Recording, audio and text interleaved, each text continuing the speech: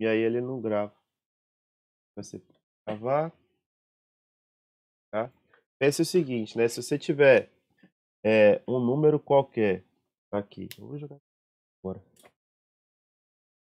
Ela borrou e eu fico economizando ela para não jogar fora, mas Eu toda fiz vez. aquela regrinha, né? Tudo que é 5 abaixo de 5, eu arredondei para baixo.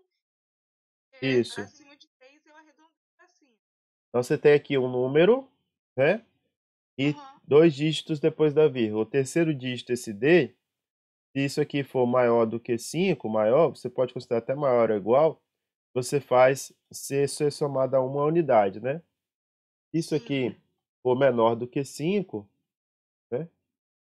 Você soma. Se isso aqui for menor do que 5, aí você pega e faz reduzir, deixa a própria unidade ser, né? Não precisa nem de reduzir, só deixa o próprio ser.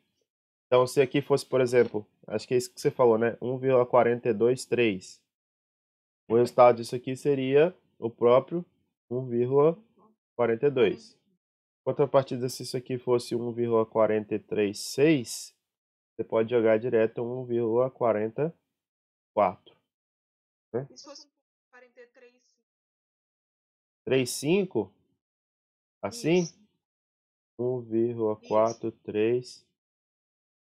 Aí a opção é sua, ou você joga 44 ou você joga 43, né? Independente vai estar certo, né? O meio termo ali você não tem muita diferença, não.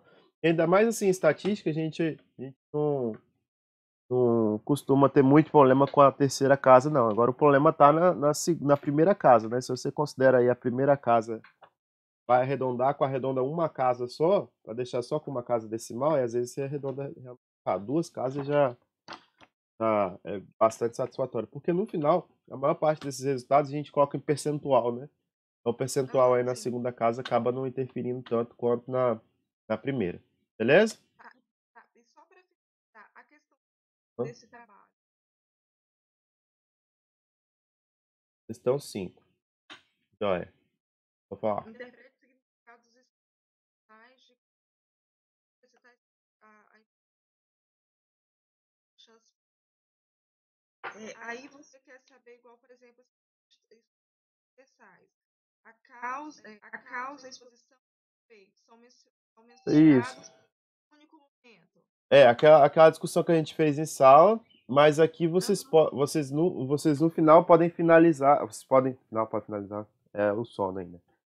No final vocês podem indicar qual a importância disso tudo pro desfecho quanto às políticas públicas, onde vocês devem estar atuando Sim. quando.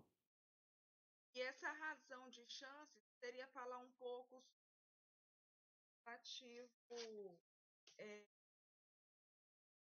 de ausência de associação, de aquele risco relativo maior e menor que um.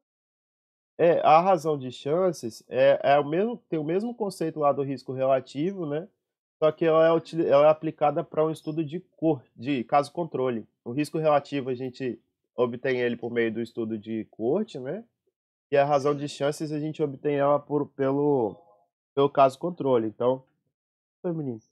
Então, a ideia é essa, você tirar aqui, quando a gente executa um estudo de corte, o que eu obtenho de resposta final é o risco relativo do desenvolvimento daquele desfecho por meio da associação àquela exposição. E a razão de chances é o resultado que eu tiro do caso controle. A gente lembra que o caso controle, eu já parto da doença, né? Então eu vou investigar quais são as razões de chance daquela pessoa ter desenvolvido a doença por meio do desfecho. Então é só o nome mesmo, o nome que a gente dá para poder comparar por qual estudo que provém aquela análise, entendeu? Então, nesse assim que eu posso só colocar a importância do relativo. Você pode colocar a importância do risco relativo e da razão de chance. Explicar. Colocar os Ah, dois. tá. Então, mas lembrar que a razão de chances tem o mesmo conceito do risco relativo, só que ela provém de um estudo de caso controle. Ok. Entendeu? É,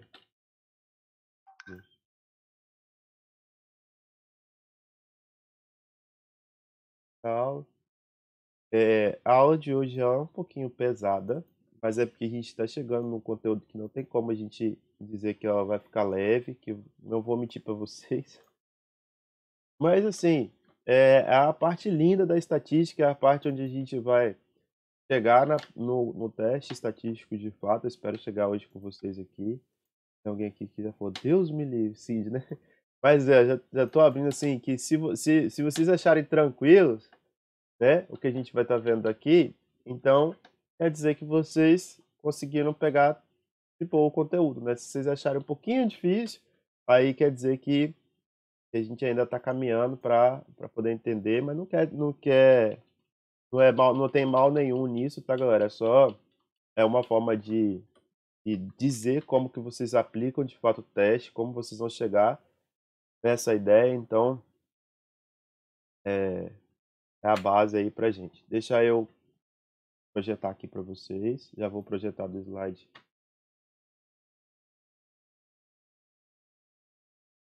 Na semana que vem vai ver o que quadrado, então para a gente entender o que quadrado, a gente precisa de falar sobre significância estatística.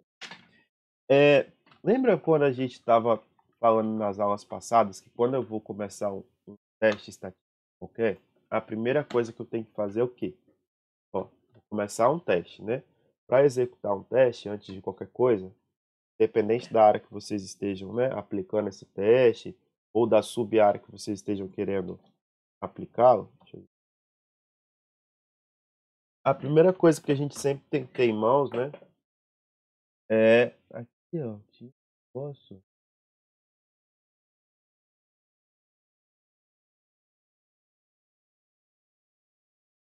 Tinha um negócio que era, quando eu começo o desenvolvimento da minha pesquisa, a primeira coisa que eu tenho que indicar são os objetivos, correto? Eu não vou imaginar nunca que eu vou começar uma pesquisa sem ter em mãos, né, quem que são os meus objetivos aqui para minha análise, né? Então, quando eu olho para essa ideia aqui dos objetivos, eu consigo determinar que sempre que vocês estiverem começando a pesquisa, se vocês não tiverem o objetivo da sua pesquisa bem claro, você pode se enganar quanto ao resultado que você vai encontrar. Então, olhando para esse início, se eu tenho um objetivo, eu vou almejar durante a pesquisa, para cada objetivo, eu posso realizar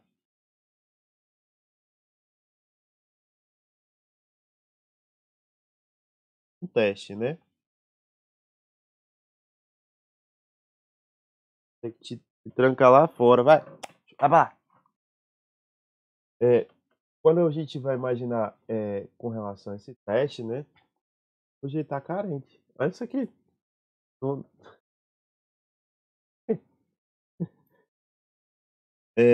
esse teste aqui que é para poder Sim, deixa comprovar. ele quietinho aí. Deixa ele quietinho, vai. Porque isso é a mesma coisa se você ficar comendo e alguém ficar olhando para você pedindo.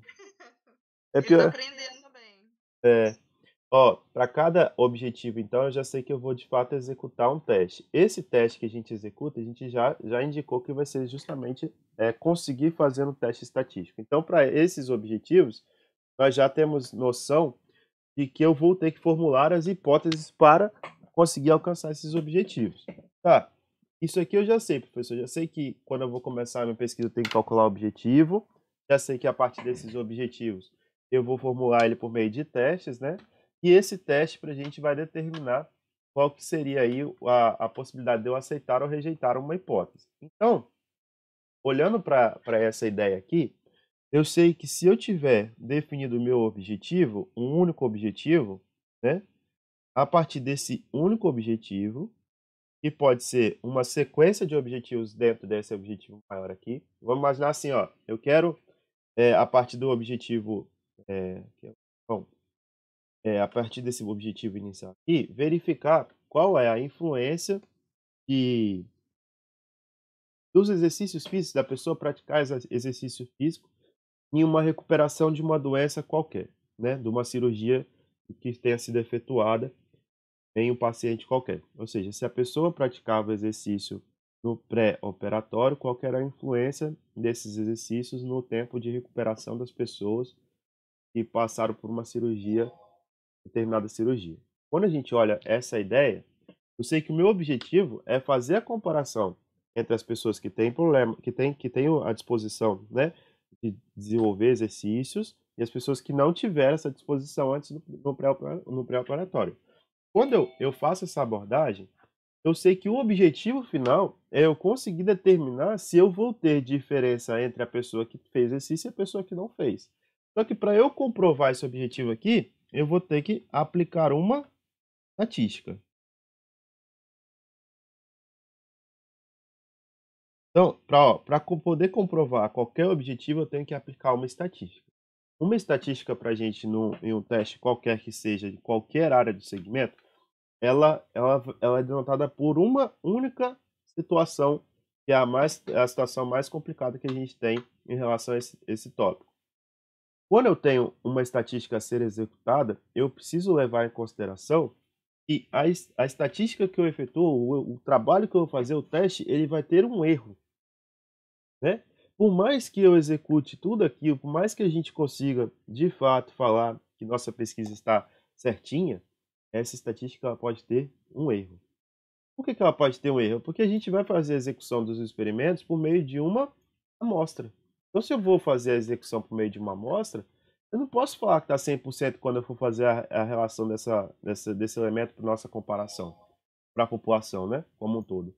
Então, a gente sabe, ó, que por maior que seja a confiança que eu tenho, eu sempre vou determinar um erro, né, ter um erro aí, para poder, no final da minha pesquisa, conseguir fazer as devidas comparações. Então, eu começo a imaginar que se eu vou realizar uma pesquisa, eu vou ter que determinar qual é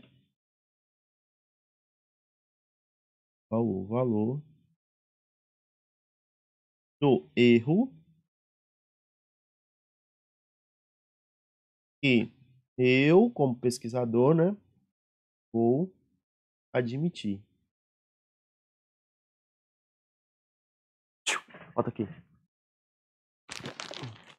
Mais um pincel. Apanhar.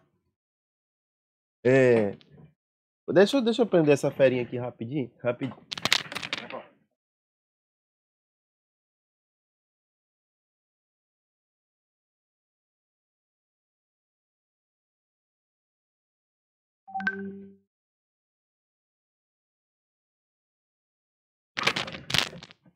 Pronto. Tá lá fora agora. Daqui a pouco começa a chorar. Eu vou ter que determinar então, galera, qual é o valor desse erro, né, que eu posso assumir para minha pesquisa. Quando a gente faz essa noção de determinar qual o valor do erro que eu posso aceitar, né, eu já tenho a ideia de que esse valor sou eu que vou assumir, né? Normalmente as pesquisas chamam esse valor de um valor alfa. E esse valor aqui ele é fixado em %.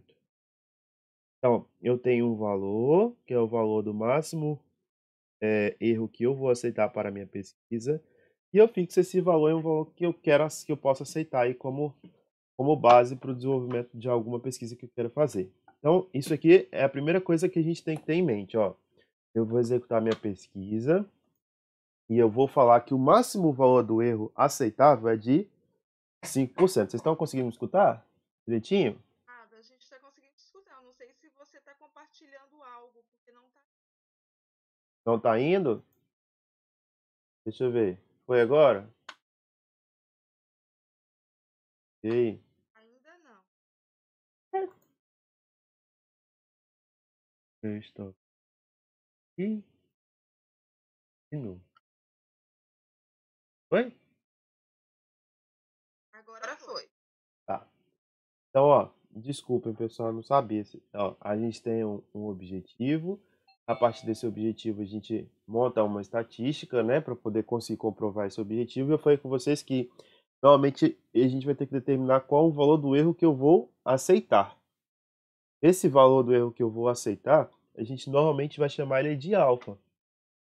O valor de alfa padronizado é de 5%, mas eu posso ter valores para alfa igual a 2%, posso ter valores para alfa de 1%, posso ter valores de alfa de 10%. Enfim, o valor do alfa é justamente falar assim, olha, esse valor aqui é o máximo valor permitido para eu determinar algum tipo de erro, né? Para eu poder falar assim, olha, de fato a minha pesquisa pode ter errado nesse sentido. Só que eu falo o seguinte, esse valor do alfa é justamente o maior valor que eu vou aceitar para esse erro. Eu não posso ultrapassar desse valor. Esse aqui é o máximo valor que eu posso aceitar para o erro, que é dado de 5%. E foi como a base como eu padronizei inicialmente. Pode ser 2, pode ser 1, pode ser 10, né? Tá. Então, analisando por isso, inicialmente, né, o que que a gente pode voltar aqui para nossa discussão? Ó, a gente viu na aula passada que existe basicamente duas hipóteses. Lembram quais são as hipóteses? A gente vai executar o estudo? Hipótese H0, que é dada como a hipótese da nulidade,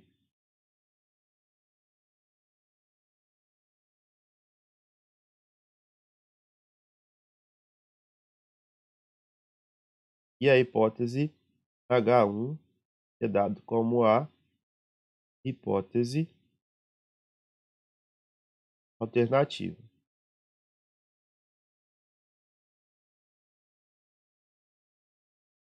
né? Vamos olhar para essas duas hipóteses aqui e vamos pegar o trabalho de vocês, por exemplo. Esse trabalho lá, trabalho 2. Olhem junto comigo essa questão número 1, tá? Indique a interpretação do resultado do risco relativo para o desenvolvimento do câncer de pulmão diante da exposição do amianto, né, ao amianto. Observe conforme os resultados sintetizados no estudo apresentado na tabela abaixo. Então, eu executei um estudo. E qual foi esse estudo? Pegar um grupo de pessoas que foram expostas ao amianto, ou seja, que trabalham lá na construção civil, que de fato lá tinham contato com aquelas telhas antigas de amianto e tudo mais, e verifiquei com o tempo quantas dessas pessoas, de acordo com o total, desenvolveram o desfecho do câncer de pulmão. Aí eu quero falar com vocês o seguinte: olhe um contexto assim de forma mais superficial possível, né? Mas vamos fazer a investigação, e a gente vai fazendo isso devagar. Vamos fazer a investigação crítica aqui. Vamos colocar vocês agora para poder começar a fazer uma investigação crítica. Quero fazer o estudo com relação à exposição do amianto e o desenvolvimento do câncer de pulmão. Quais são as duas possibilidades que eu tenho para o desenvolvimento do meu estudo? Né? O que que é o sim? O sim é a exposição ao amianto levar ao câncer. E o não é a exposição do amianto não levar. E agora formulem comigo uma hipótese. O que é uma hipótese? A hipótese que eu vou trabalhar são esses dois possíveis resultados da minha pesquisa.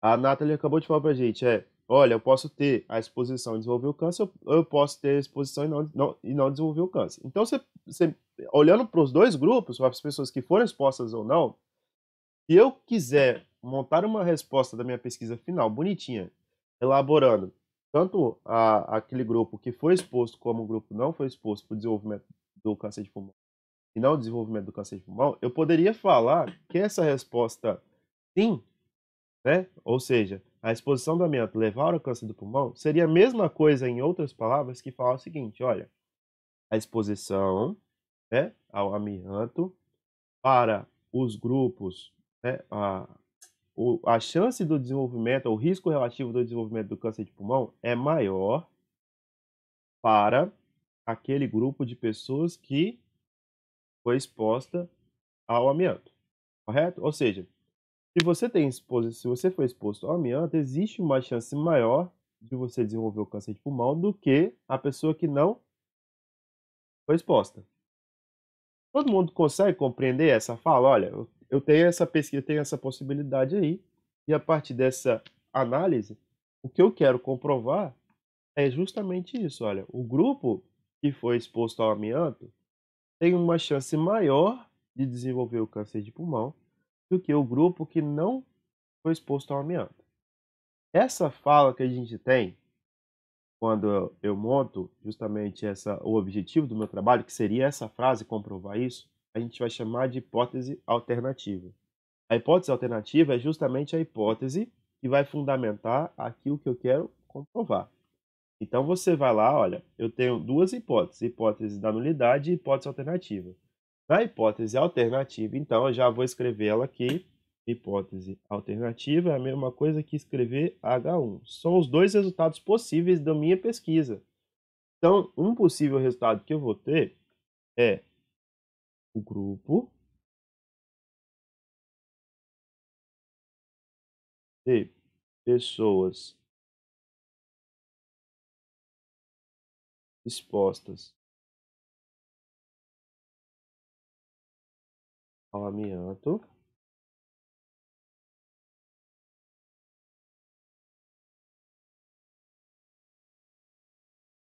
possui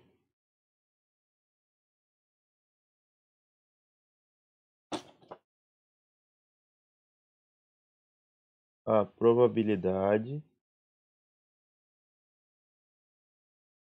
vocês podem envolver o nome probabilidade, né, do desenvolvimento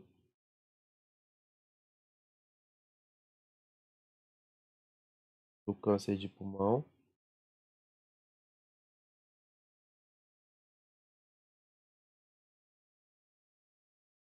não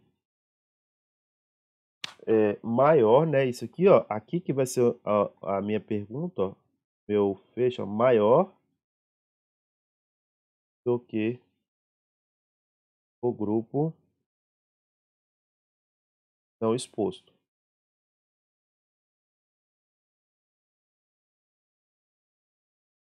correto? Ó, essa aqui seria a questão que eu quero comprovar com o meu estudo. Vocês concordam que se eu conseguir comprovar isso aqui com o final do meu estudo, eu vou de fato tá executando uma pesquisa que tem relevância, né? Que no final lá, pô, então se a pessoa é exposta ao amianto, então tem que tomar cuidado com isso. Tem que colocar a pessoa com o EPI certinho, não posso deixar ela sem máscara na hora que estiver manipulando o amianto e tudo mais. Isso pode levar a um risco de desenvolvimento de uma doença para essa pessoa. Então, ó, o grupo de pessoas expostas ao amianto possui a probabilidade de desenvolvimento de câncer de pulmão maior do que o grupo não exposto. Ponto. Isso aqui é o que eu quero comprovar. Quando eu começo, então, a execução do teste estatístico, já tenho o objetivo e já sei o que eu quero provar, agora eu crio uma hipótese, que é justamente a hipótese da nulidade, que vai contrariar essa hipótese que eu quero comprovar. Eu começo a minha pesquisa falando que o que está verdadeiro, o que é verdadeiro, é justamente o oposto daquilo que eu quero comprovar. Então eu quero comprovar isso aqui. Qual que seria o oposto de falar isso? Olhando para essa pesquisa aqui. Seria eu falar que o grupo, o desenvolvimento do câncer de pulmão, né, a probabilidade do desenvolvimento do câncer de pulmão, é a mesma para os dois grupos de pessoas, expostas ou não expostas. Se eu falo isso, olha, que se a probabilidade de desenvolver o câncer de pulmão é a mesma para o grupo que foi exposto ou não exposto, eu estou indiretamente falando que a exposição ao amianto não leva ao desenvolvimento do câncer de pulmão. Tem aqui uma mensagem no chat, deixa eu ver. Então, H1 vai ser sempre a que eu quero comprovar. Exatamente, Jordão. Sempre assim, olhei para a pesquisa e o meu tópico, o que eu quero comprovar? Isso. Então, esse vai ser meu H1. Usem sempre essa palavra aqui, ó. Ó, se eu tenho dois grupos ou alguma coisa assim para sempre relaciona aqui probabilidade do desenvolvimento, para você não ser incisiva, né, e falar assim, ó, do desenvolvimento, você usa o nome probabilidade, ou seja, existe uma chance maior, existe uma probabilidade maior, existe uma probabilidade menor, ou existe uma probabilidade diferente. Então, os três nomes que você pode usar é maior, menor ou diferente, dependendo da abordagem que você vai ter. E você vai colocar isso aqui como sendo o objetivo que você quer comprovar. E aí, agora, se eu vou falar agora o contrário, ou seja, fazer a possibilidade de provar o contrário, eu vou indicar nesse contrário que a probabilidade do desenvolvimento é a mesma probabilidade se a pessoa foi exposta ou não. Quando eu faço isso, então, eu preciso de criar aqui o que a gente vai chamar de H0. Então, H0, que é a hipótese da nulidade, tá?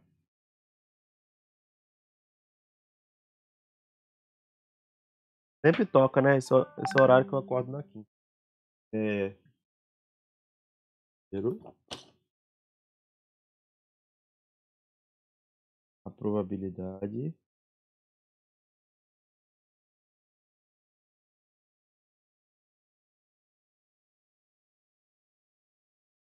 do desenvolvimento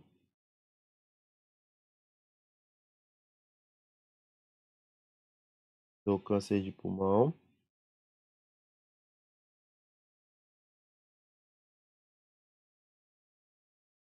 é a mesma para os dois grupos postos ou não expostos ao amianto. Pronto. Olha, na hora que eu definir esse H0 aqui, eu consigo gerar duas formulações distintas, onde essa formulação inicial aqui, que é a minha H0, ela justamente contradiz a afirmação que eu quero comprovar. Eu quero comprovar que o amianto ele acaba levando, né, o desenvolvimento do câncer de pulmão. Mas só que essa aqui fala que se a pessoa for exposta ou não ao amianto, a probabilidade de desenvolvimento do câncer de pulmão é a mesma para os dois grupos. Se é a mesma, é porque não tem diferença. Então, reparem, quando eu observo este estudo aqui como base, eu já consigo levantar quais são as premissas que eu vou ter para o desenvolvimento das hipóteses. Vamos olhar para essa daqui, ó. Vou jogar aqui para outro exemplo. Ó, um estudo é realizado para determinar a relação entre uma droga e uma certa anomalia em embriões de frango. Então, estou fazendo um teste lá com os embriõezinhos de frango, né? Injetou-se 50 ovos fertilizados com a droga no quarto dia de incubação. No 20º dia de incubação, os embriões foram examinados e 7 deles apresentaram anomalia. Deseja-se verificar se os resultados deste experimento contêm evidências estatísticas de que a proporção dos embriões com anomalias é de inferior a 25%. Então, quando eu olho aqui para esse exemplo, né, dos embriões aqui, eu já consigo verificar de cara qual que seria o objetivo. O objetivo é verificar a eficiência da droga. Então, se de fato a pessoa quer comprovar isso aqui, ó, que a proporção é menor do que inferior a 25%, então na hora que eu tenho essa abordagem de verificar o menor que 25%, eu já tenho a indicação de que o teste vai ser justamente esse: verificar se existem evidências estatísticas de que a proporção dos embriões com anomalia é inferior a 25%. O que seria eu criar a hipótese da nulidade, ou seja, algo que vai contrariar isso? Falar que para este estudo, os embriões com anomalia seriam diferentes ou iguais a 25%. Poderia só dizer igual a 25%, que já estaria contradizendo essa afirmação. Então, normalmente, quando a gente está trabalhando com hipótese da nulidade, né, hipótese alternativa, quando a gente começa a trabalhar com isso, a gente evidencia sempre que o que eu vou investigar na hipótese alternativa é a minha relação do objetivo principal do trabalho, ou o objetivo que a gente está querendo buscar. E a hipótese da nulidade, a gente coloca um sinal de igualdade entre os termos que a gente quer comparar. Então, a gente fala que as situações são iguais. Então, hipótese alternativa que eu vou buscar, hipótese da nulidade, aquela ideia que a gente trabalha no tópico. Tá, eu vou disponibilizar, Vanessa, depois da aula sim, sem problema, tá bom? Então, ó, já sei o que é hipótese da nulidade, eu sei o que é hipótese alternativa. Isso aqui, ó, deve estar claro para a cabeça de vocês, ó, saber definir o que é hipótese da nulidade, saber o que é definir a hipótese alternativa. Então, quando eu executo um teste estatístico, lembra que a gente falou que eu acabei de falar com vocês que existe a chance do desenvolvimento de um erro, né? Quando eu vou fazer um teste estatístico, eu vou determinar um erro.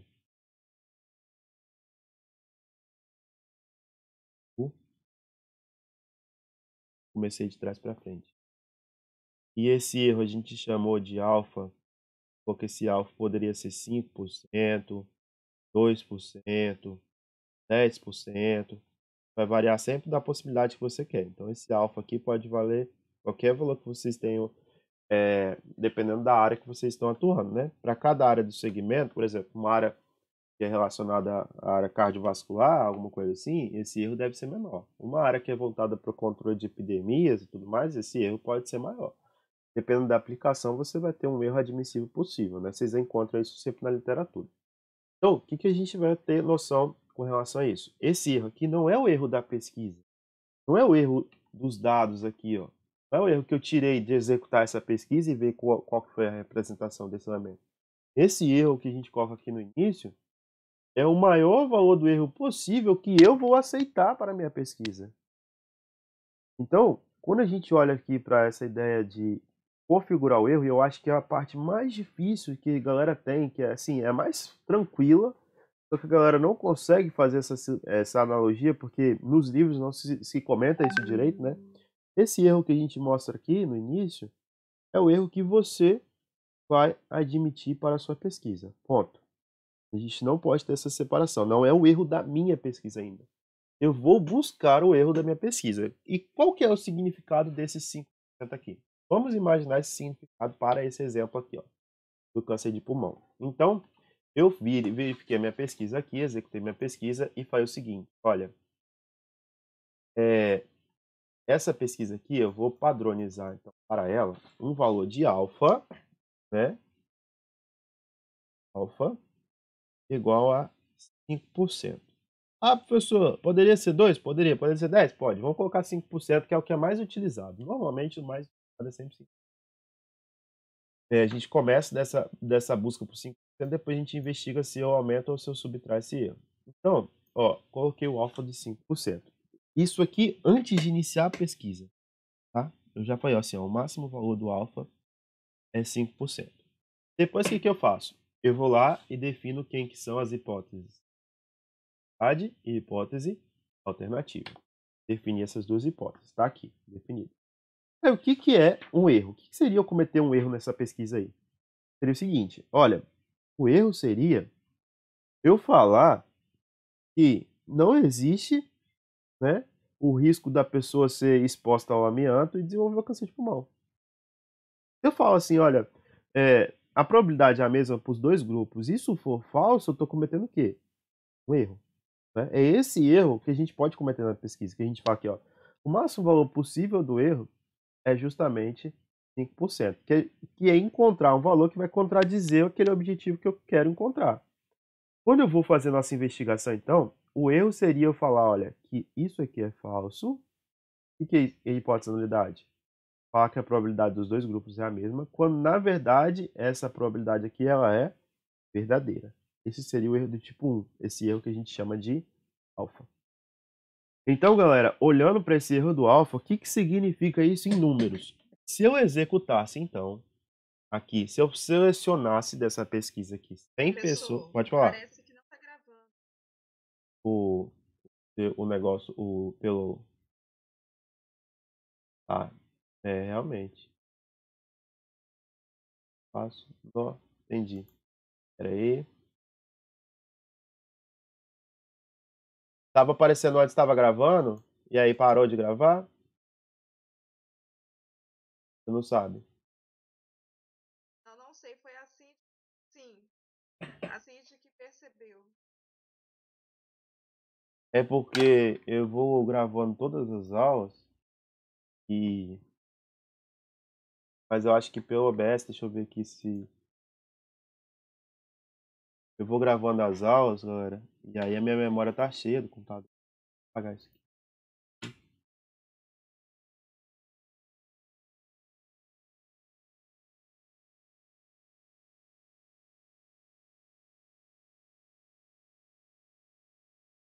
Já pode ser... Ontem foi dia 4, né? Por isso. É porque o Zoom, ele grava na memória onde que ele tá armazenado, né? E a memória onde que ele tá armazenado no computador é a memória principal. 4. Tudo. 5. 6.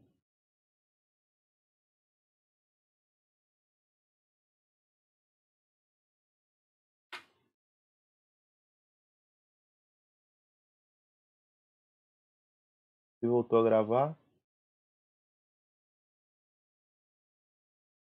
Sim. Beleza.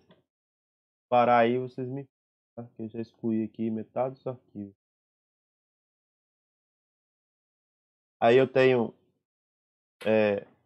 quase 1 tera livre no HD principal e ele fica consumindo a memória do SSD aqui do computador, a memória de rápida, né? Ó, foi tudo. Eu perdi minhas aulas, tudo. E mais. Já tá lá no YouTube, né? Então faz muita diferença. Fiz o 5 tava gravando, beleza? Vou voltar então. O que a gente tem aqui como base? Eu tenho que imaginar que esse alfa ele vai ser justamente essa primeira parte da nossa análise, né? A primeira parte em que a gente fala e eu vou determinar o percentual de erro.